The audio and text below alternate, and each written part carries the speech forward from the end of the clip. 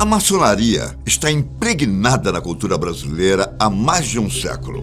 Alguns de seus membros são e foram personalidades famosas em nosso país, com alguns até ascendendo a poderosos cargos políticos. Na verdade, essa fraternidade está presente em todo o globo há muito tempo. Ela se diz uma organização ética, moral e respeitosa. Seu entendimento consiste em saber que o mundo é governado por Gadu, um nome que vem da sigla O Grande Arquiteto do Universo. Mas o que a Bíblia diz sobre a maçonaria? Será que essa prática é aceita pelas igrejas? Vamos descobrir ao olharmos além da Bíblia.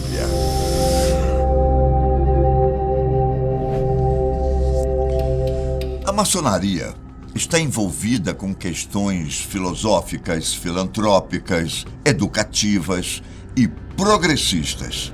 A fraternidade tem várias crenças espirituais e rituais, mas os maçons dizem que sua irmandade não é uma religião. Seus princípios pregam liberdade, igualdade e fraternidade. Os membros buscam a verdade, a moral e a prática das virtudes. Para entrar na organização, você precisa ser do gênero masculino. Existem comunidades femininas, mas não são tradicionalmente reconhecidas. O homem, para entrar, precisa ter bons costumes, consciência de sua pátria, de seus semelhantes e de si mesmo. Sua profissão precisa ser legal e permitir o provento tanto de sua família como de sua participação na instituição. Apesar da maçonaria não se denominar como uma religião, é preciso acreditar em uma divindade suprema para se tornar membro. Não há uma outra religião de pré-requisito, mas a pessoa não pode ser completamente cética. Os maçons se reúnem em templos, oficinas ou lojas de forma periódica. Lá, realizam cerimônias ritualísticas. O rito escocês retificado, o rito escocês antigo e aceito e o rito de York são algumas dessas cerimônias.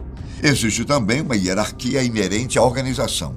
O cargo do membro pode ascender como secretário e até grão-mestre, considerado o mais alto. Apesar da fama de sociedade secreta, a maçonaria está mais para uma organização discreta. Isso porque sua existência não é segredo e não é proibido comentar sobre a maçonaria. No entanto, várias das características da Irmandade são guardadas de maneira sigilosa pelos membros. O interessante é que o grupo começou com uma fraternidade de pedreiros na Idade Média. Eles usavam palavras e símbolos secretos para se reconhecerem sem que fossem percebidos.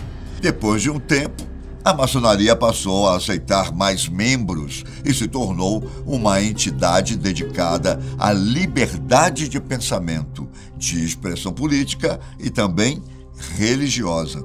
Os novos membros geralmente eram burgueses ou nobres. Ao longo da história, acredita-se que a maçonaria tenha influenciado diversos eventos políticos, até mesmo aqui no Brasil. A organização usa alguns símbolos, entre eles o esquadro e o compasso, presentes em várias lojas maçônicas com uma letra G ao centro. O esquadro e o compasso demonstram a busca pela perfeição e simbolizam com ângulos retos a vida ética e honesta que todos os homens precisam ter. Acredita-se que o G ao centro significa God, que é Deus em inglês. No Brasil, também pode significar a inicial de Gadu, o grande arquiteto do universo. Outro símbolo é o olho que tudo vê, que mostra a onisciência e sabedoria do grande arquiteto. No Brasil, a maçonaria chegou no ano de 1797 com a loja Cavaleiros da Luz na Bahia. A Irmandade se espalhou e nomes grandes da nossa história foram maçons, como o próprio imperador Dom Pedro I, José Bonifácio, Duque de Caxias, Deodoro da Fonseca e Rui Barbosa. Estão entre os brasileiros históricos maçons. Mas, recentemente, foi revelado que o ex-vice-presidente Hamilton Mourão também pertence à fraternidade. Os membros da maçonaria costumam se ajudar em diversas ocasiões, principalmente financeiras. Eles possuem gestos sigilosos para se identificarem em público. Se você não é um membro, pode haver um maçom no recinto se apresentando e você nem percebe. Bom, a organização prega que busca a verdade, os bons costumes e a ajuda mútua. Questões espirituais e religiosas são secundárias e não tão discutidas. Bom, qual é o problema então? É claro que nas escrituras não há qualquer menção à maçonaria. Afinal, os textos foram finalizados mais de 1000 anos antes do surgimento do grupo. No entanto, ao longo